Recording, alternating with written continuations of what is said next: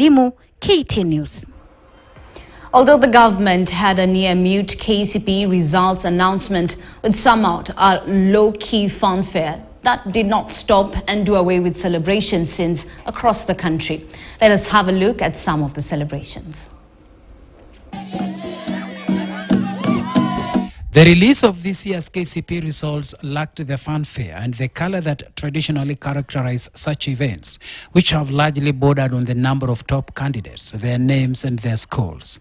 And except for the mention of the top score, which was 431 marks, the rest of the details were not announced. This year's KCPE results are the second last under the 844 curriculum, and with the country steadily shifting away from a system that has been touted as exam-oriented, leading to cutthroat competition among learners, it is now emerging that failure to name the best candidates and the top school was a deliberate move by the government, keen on navigating the journey towards the competency-based curriculum and competency-based assessment, which places less premium on exams. The best candidate registered 431 marks out of a possible 500, and even though the CS did not reveal the identity of the top candidate, Education Cabinet Secretary Ezekiel Machogu said the 2022 KCPE results demonstrated the rising standards and quality in teaching and learning outcomes.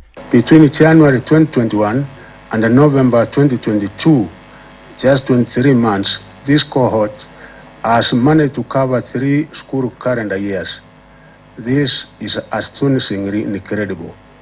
In fact, the cohort covered their grade 8 school calendar in just 6 months, having joined in June 2022. Of the 1.2 million candidates who sat the 2022 KCPE exams, 9,443 scored between 400 and 500 marks. 307,756 scored between 300 and 399 marks, while 619,493 scored between 200 to 299 marks. Meanwhile, 724 scored between 0 and 99 marks.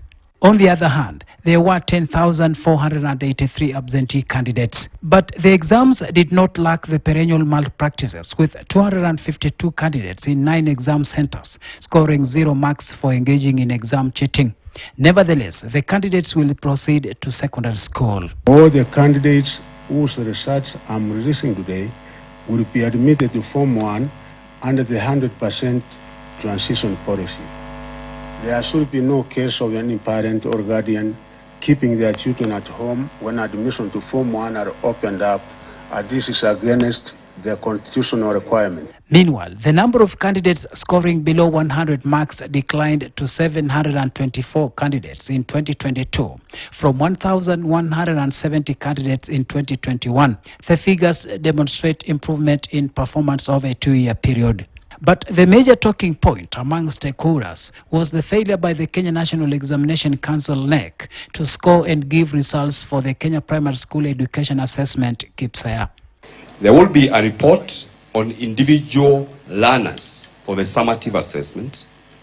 There will be a school-specific report, and there will be a national report on school-based and summative assessments. The Kenya Primary School Education Assessment will not be used for placement of the runners in a junior secondary school. The KCPE report will, however, be part of the process of monitoring of runner progress. It would have been fair that these results be comparably given out so that the public know that this is a process which is given support by government. But from the way they have given the results, it appears that they have toned down the significance of competency-based curriculum. On junior secondary and transition of grade 6 learners to grade 7, the Teacher Service Commission said the soon-to-be hired teachers will largely be deployed to teach junior secondary. 9,000 on permanent and pensionable terms, and 21,550 teacher interns will be posted to handle the JSS before the opening of next term. We are not being told where these teachers are, and we hope they are not saying teachers who are working in private schools are free, but that again is something we cannot refuse. But we hope that they will allow training of teachers and retooling of teachers to cover the gaps that might come should they decide to pick up the teachers from the private schools. Shadrach Miti, KTN News. Let's now take a look at the top 10 pupils in this year's KCPE.